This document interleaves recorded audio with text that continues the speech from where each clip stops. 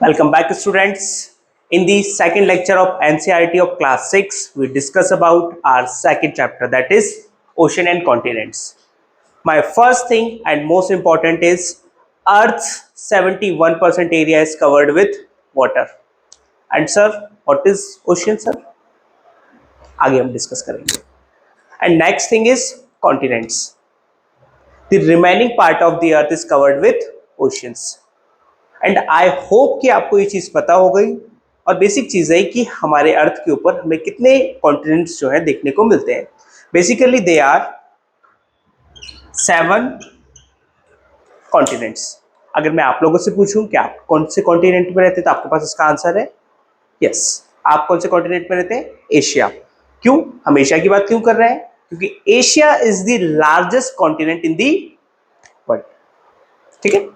अच्छा, जब भी हम एशिया की बात करते हैं तो एक बेसिक वर्ड है जो हमें देखने को मिलता है, दैट इज यूरेशिया. यूरेशिया का मीनिंग क्या होता है? वो जगह जहां पर यूरोप और एशिया मिलती है उस जगह को हम लोग बोलते हैं यूरेशिया. ठीक है, आगे डिस्कस करें. एक स्टेटमेंट है, आप यहां पर देखिए, द ओशियन इज एवरीथिंग. क्यों लिखा है ये और ये किसने लिखा है? जूल्स वेर्न ने. क्यों लिखा है? समुद्र सब कुछ क्यों है? क्योंकि जितनी लाइफ हमें कॉन्टिनेंट्स पे देखने को मिलती है उससे कहीं ज्यादा बायोडाइवर्सिटी, फ्लोरा एंड फौना हमें ओशियन या जिसे हम लोग मरीन लाइफ कहते हैं वहां पर देखने को मिलती है. इस लेक्चर में बेसिकली हम जो हमारे ओशियन से रिलेटेड जितनी भी चीजें हैं उनको देखेंगे और कॉन्टिनेंट से रिलेटेड जितनी भी चीजें हम उनको डिस्कस करने वाले हैं. ठीक है, स्टार्ट.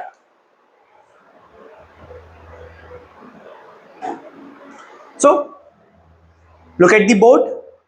इस बोर्ड में आपको क्या दिख रहा है? इस बोर्ड में जो ब्लू पार्ट है that is we consider as water and जो व्हाइट पार्ट है दैट इज एक तरीके से हम इसे ग्लेशियर मान सकते हैं. ठीक है. अगर मैं आपसे पूछूं इंडिया का कोई ऐसा फेमस ग्लेशियर तो आपको उसका नाम पता है? That is Siachen glacier.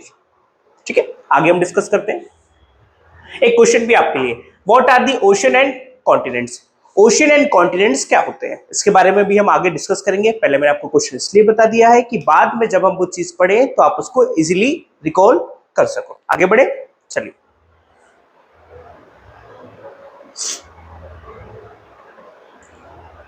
यहां से हम स्टार्ट करते हैं. मेरा फर्स्ट क्वेश्चन था कि व्हाट इज ओशियन, तो उसका आंसर बेसिकली अब हम डिस्कस करने वाले हैं. यहां से देखिए, the largest water body we can see on the earth is known as ocean. हमारे अर्थ के ऊपर जो लार्जेस्ट वाटर बॉडी होती है जिसके अंदर वाटर रहता है उसको हम लोग क्या कंसीडर करते हैं? ओशियन. अगर मैं आपसे पूछूं कि मेन कितने ओशियंस है, दे आर मेन 5 ओशियंस. आपको उनके बारे में पता है 5 ओशियंस कौन से हैं? First and most important and it is the largest ocean is known as Pacific ocean. In Hindi we say प्रशांत महासागर. And when I talk about the deepest part is Marina Trench. Okay, and next important thing is which instrument we can use to measure the depth. किसी चीज की हम depth को या गहराई को नापना है तो हम किस इंस्ट्रूमेंट का यूज करेंगे? That is fathometer. किसका यूज करेंगे? फेदोमीटर. ये भी आपके एग्जाम के पॉइंट ऑफ व्यू से इंपॉर्टेंट है. नेक्स्ट, आई होप कि आपको ओशियन की जो बेसिक डेफिनेशन है वो समझ में आ गई होगी, लेकिन आपके एग्जाम में वो ओशियन की बेसिक डेफिनेशन नहीं पूछेंगे. ये आपकी सिर्फ अंडरस्टैंडिंग के लिए, क्योंकि आप 6 क्लास की एनसीईआरटी पढ़ रहे हैं तो आपको उस तरीके से सोचना पड़ेगा, क्योंकि एक 6 क्लास के बच्चों को एकदम 0 लेवल से उसको समझाना पड़ता है. ठीक है. अच्छा, जब भी हम ओशियंस की बात करते हैं तो ऐसा कौन सा एक ओशियन है जो एक कंट्री के नाम पे है? आप मुझे बता सकते हैं? Indian ocean. कौन सा ओशियन है हमारा? That is Indian ocean. अगर मैं इंडियन ओशियन की लोकेशन के बारे में डिस्कस करूं तो आप मुझे बता सकते हैं इंडियन ओशियन का जो लोकेशन है वो नॉर्थ हेमिस्फीयर में है या साउथ हेमिस्फीयर में? साउथ हेमिस्फीयर में, near to a very famous continent is known as Antarctica. Antarctica and Antarctica is also important for India's point of view. ठीक है. आई होप कि आपको बेसिक डेफिनेशन जो है ओशियन की समझ में आई होगी. और they are main 5 oceans. First is Pacific, second is Atlantic, third is Arctic, fourth is Indian, and fifth is in the southern we will call. ठीक है. Next, and next thing is the deepest part of Indian Ocean is known as no, Mariana trench जो है वो Pacific ocean की है. Indian ocean की ये आप मुझे बताएंगे. नेक्स्ट डिस्कस करें. ठीक है. नेक्स्ट आपको बेसिक डेफिनेशन पता चल गई कि ओशंस क्या होते हैं. नेक्स्ट हम डिस्कस करते हैं कि अब कॉन्टिनेंट्स क्या होते हैं. अगर मैं आपको पूछूं कि बेसिक डेफिनेशन अगर आप मुझे बताइए कि कॉन्टिनेंट्स क्या होते हैं तो हम डिस्कस करते हैं. ठीक है. यहां से the large body of the land is called land mass. Clear. And the large continent expense of land is called continent. अच्छा, मैं अगर आपसे पूछूं कि हमारे अर्थ के ऊपर कितने कॉन्टिनेंट्स आप मुझे बता सकते हैं. They are yes they are main 7 continents on the earth. या अर्थ के जो क्रस्ट है उस पे हमें 7 कॉन्टिनेंट्स देखने को मिलते हैं. अच्छा, अगर मैं आपसे पूछूं कि इसको अगर हम अरेंज करें लार्जर टू स्मॉलर तो सबसे फर्स्ट में कौन सा कॉन्टिनेंट हमें देखने को मिलेगा. That is first is Asia, second is Africa. Okay. आप पहले आई होप कि आपको पता होगा कि जो इंडिया का जो सदर्न पार्ट है वो कौन से कॉन्टिनेंट का हिस्सा है. यस कौन से कॉन्टिनेंट का हिस्सा है. अफ्रीका. किसका हिस्सा है. अफ्रीका. चलिए ठीक है, आगे बढ़ते हैं. सो आई होप कि आपको ओशियन की और कॉन्टिनेंट की बेसिक जो डेफिनेशन है वो समझ में आ गई होगी. अब इसके बारे में थोड़ा सा और डीपली हम डिस्कस करते हैं. ठीक है.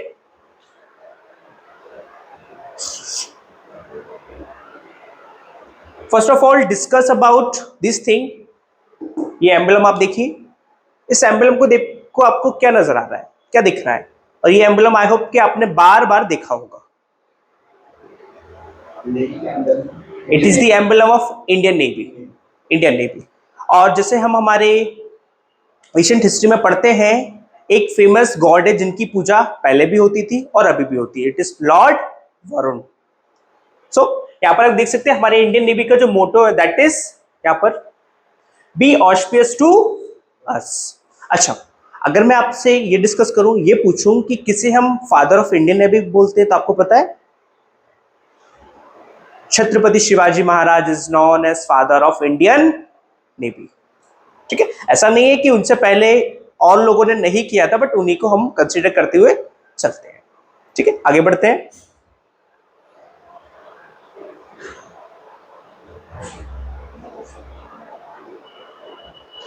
यहां से हमारे लिए इंपॉर्टेंट होने वाला है the distribution of water and land on the earth. अब ऐसा तो नहीं है कि अर्थ पर लैंड हर जगह है या वाटर हर जगह है, उसका डिस्ट्रीब्यूशन हमें देखने को मिलता है. अभी किस तरीके से देखने को मिलता है, इस मैप में आप ये देख सकते हैं. ये जो पार्ट है हमारा कौन सा है.